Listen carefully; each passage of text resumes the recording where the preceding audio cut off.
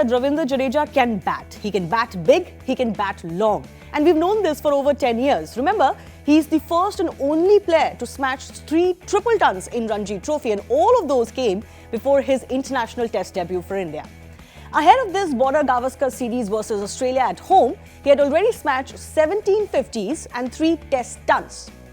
I in fact remember watching him and his knock of 68 or 57 at Lord's in the series versus England in 2014. A rare test match we won in England and an even rarer win for India at Lord's, the home of cricket.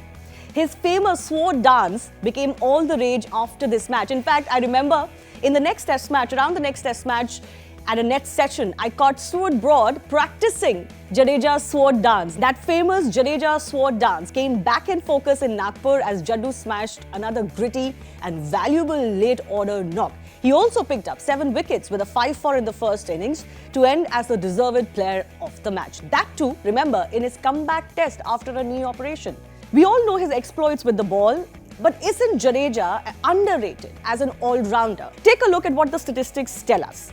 He is in fact third on the list of Indian batsmen, averaging best in positions 6 to 9. Only Lakshman and Ganguly, by the way, are above Jadeja with a minimum of 30 tests played.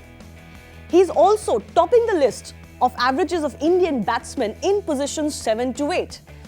His average is better than those of MS Dhoni and Kapil Dev with the least number of matches played, of course, with a minimum of 30 tests played. He is also amongst the top 10 batsmen in the world at the position 7 to 8. The only one in this top 10 list worldwide who is still playing, who is a current player. And remember, this list includes the likes of Adam Gilchrist and Quinton de Kock. Let me also point out, his recent form has been absolutely spectacular. And this is besides the fact that he has had to take some time off because of his knee operation. So he's actually behind only Rohit Sharma in average amongst Indians in tests since 2018. Take a look at his overall statistics. He's played 90 innings in test matches, scored nearly 2,600 runs at an average of 37 with 300s and 18 50s now. That is the kind of form he's displayed through his career. But currently, not only is he behind Rohit Sharma alone in the Indian list, he's also in the world top 10 of batsmen with the highest averages in tests since 2019. Is he not an unheralded match winner for India? Take a look at what I found when I looked into how India fares, both in India and overseas, against big teams and overall with or without Jadeja. So this is the statistics which is very telling. If you look at India's win percentage in tests, it is 64% with Jadeja in the side and 44% without him. This is of course statistics since his international test debut in December 2012. Also take a look at how we fare, for example, some of the big teams. This is India's win percentage versus Australia overall.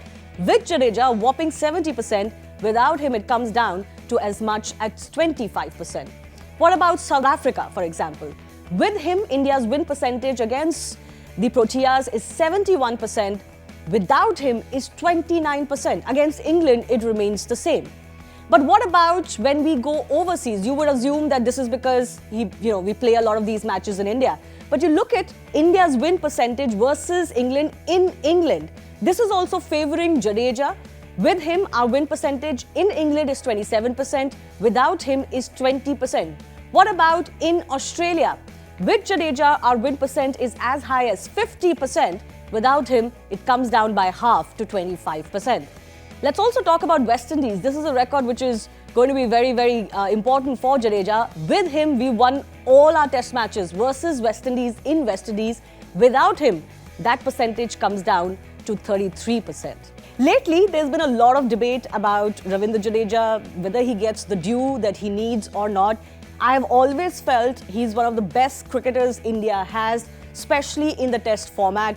There is everything that you can depend on him for. His bowling, he has that wicket-taking knack. His batting, as I've just enumerated, he's also a very good fielder, which you need in Test cricket as well. In fact, I always found it surprising that he was actually even dropped from the Test squad at one time. Needless to say, he always comes back at his detractors and always proves himself. And India would need him to continue to perform in that vein exactly if they are to humiliate the Aussies at home in this Border Gavaskar Trophy.